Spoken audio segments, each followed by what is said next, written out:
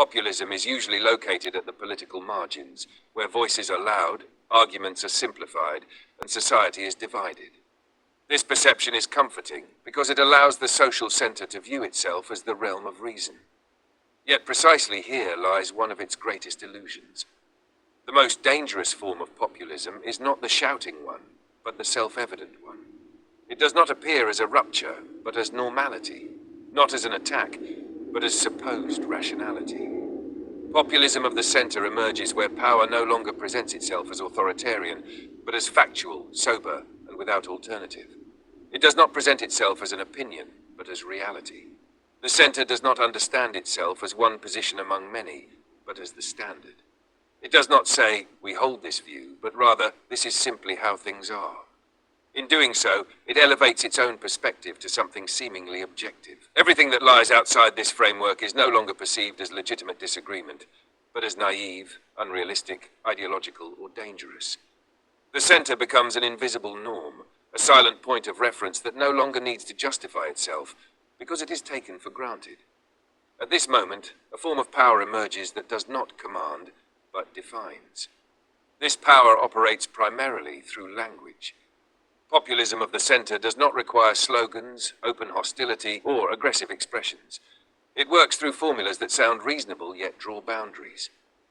When it is said that one must take people's concerns seriously, or that nothing should be taboo, this initially appears open and democratic. Yet often it has already been decided whose concerns are meant and whose experiences remain unheard. Language is not used to understand reality, but to pre-shape it. What can be said has already been determined before anyone begins to speak. At the same time, the criteria of political legitimacy shift. No longer are arguments or justice at the center, but emotions. Perceived reality replaces verifiable reality. Fear, insecurity, and resentment become political resources. What many feel is treated as truth. Yet emotions are not a neutral foundation for democratic decisions. They do not arise in a vacuum, but within social and media frameworks. Where fear becomes the guiding category, security takes the place of justice. And where security is promised, criticism is quickly perceived as a threat. At the same time, populism of the center withdraws from clear responsibility.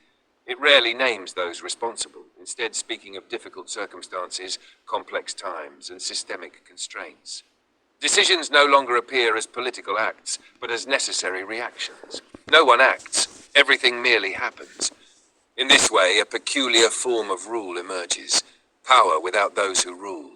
Power operates precisely because it is no longer visible, and for that very reason it becomes almost impossible to question.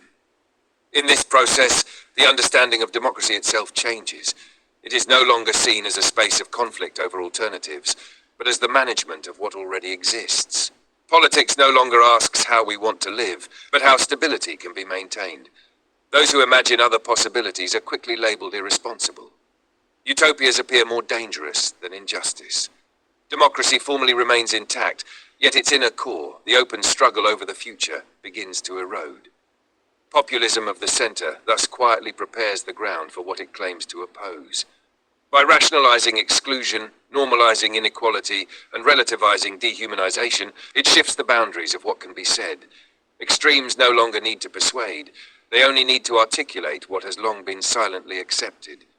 Radicalization does not begin with the loud word, but with quiet consent. From a philosophical perspective, this is not merely a moral failure, but a deeper epistemic problem.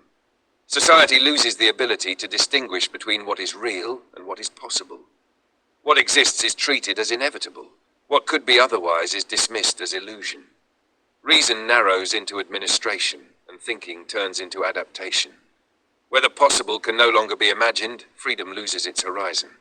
Populism of the center does not call for loyalty. It demands no enthusiasm. It merely says, stay where you are, and precisely therein lies its power.